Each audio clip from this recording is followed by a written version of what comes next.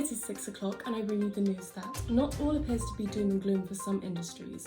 The streaming services have seen a boom with more people subscribing to giants such as Netflix and Disney+. Teleconferencing has also seen an increase of users with apps such as Zoom, who have made a total of $4 billion in the 3 months since the start of the pandemic. The pharmaceutical industry and healthcare services have also experienced higher activity as the world's leaders and scientists fight to find a vaccine. However, others have not fared so well. The aviation and tourism industry has been grounded to a halt since lockdowns were imposed across the globe. Hope still did not come as countries began lifting restrictions, as the idea of a 14-day travel quarantine overshadowed any possibility of the industry getting back on its feet again soon. The oil industry also appears to be on life support as prices crashed below zero for the first time on record, as restrictions on travel dropped demand and as storage began running out across the globe. Unfortunately, only time will tell when these industries will get back to normal levels.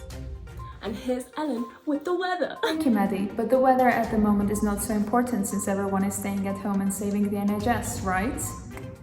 Now moving on to the report on the severity of coronavirus in the UK. A new survey of the corporate sector from the UK Office for National Statistics suggested that by mid-April, a quarter of businesses had temporarily closed and a further 40% of firms are experiencing lower turnover. Fewer than 5% of firms are reporting higher turnover than normal. Another survey conducted by a UK business organisation found that 3/4 of firms had furloughed at least part of their workforce. Taking this evidence together, a cautious estimate is that the UK-wide economic activity may be roughly 30% lower while the current social distancing measures are in place. Experience from past epidemics suggests that some form of social distancing restrictions can be in place for anywhere from a few months, as was the case in East Asian countries during the 2003 SARS outbreak, to more than a year, as was the case in West African countries during the 2014-16 Ebola outbreak.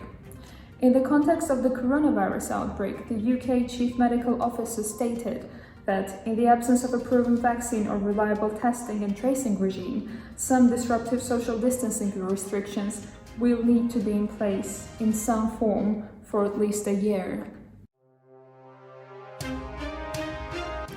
Now, moving on to the unemployment issue caused by coronavirus in the United Kingdom. We expect the fall in GDP to have profound and potentially lasting impacts on the labour market. The annual average unemployment is just 1.9 million in 2020 under the 3-month lockdown scenario, but peak annual average unemployment rises to 4.8 million and 7.2 million in the 6 and 12-month scenario respectively. Theory is less clear about how inflation may change in the future. Both aggregate demand and supply in the economy have been constrained by social distancing requirements, making it impossible to accurately measure the output gap. The observed increase in savings indicates that disinflation is more likely in the future. This is tentatively supported by the experience of countries in past pandemics where inflation on average was slightly lower post-outbreak. The future rates of inflation and interest rates have important implications not only for the ultimate economic cost of the outbreak, but also the sustainability of government's fiscal policy response. If interest rates and inflation remain low, the trade-off faced by governments in supporting the economy during this crisis and maintaining long-term fiscal sustainability is much less constraining. However, if inflation or interest rates begin to rise, this could force governments into making more difficult trade-offs between protecting public health, supporting firms and households, and safeguarding the government's own financial health. Now, in other news, over the past decade, since the 2008 financial crash, the gap between North and South has been particularly wide. The COVID-19 pandemic is only set to widen this gap and heighten inequalities on a number of levels. The 2008 financial crash has since crippled parts of the North, with 600,000 more children falling into poverty, and the number of jobs paying less than the living wage increasing by 11% in the last few years. With hundreds of businesses currently shut, many have said the North cannot handle another recession and cannot afford to see inequalities rise even further. Yet reports have already shown that out of the 20 towns with the highest infection rate, 19 of those are located in the North. Worryingly, reports have also shown that those in deprived areas are twice as likely to die from coronavirus. The effects on education are also set to be devastating, with the most disadvantaged children set to fall behind their peers while schools are closed.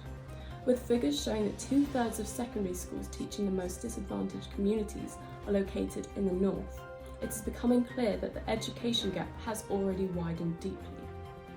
There is said to be a correlation between lower incomes and time spent out of school, and so certain economic effects may only be felt in 10 years' time, while some 700,000 children are said to be receiving no teaching at this time.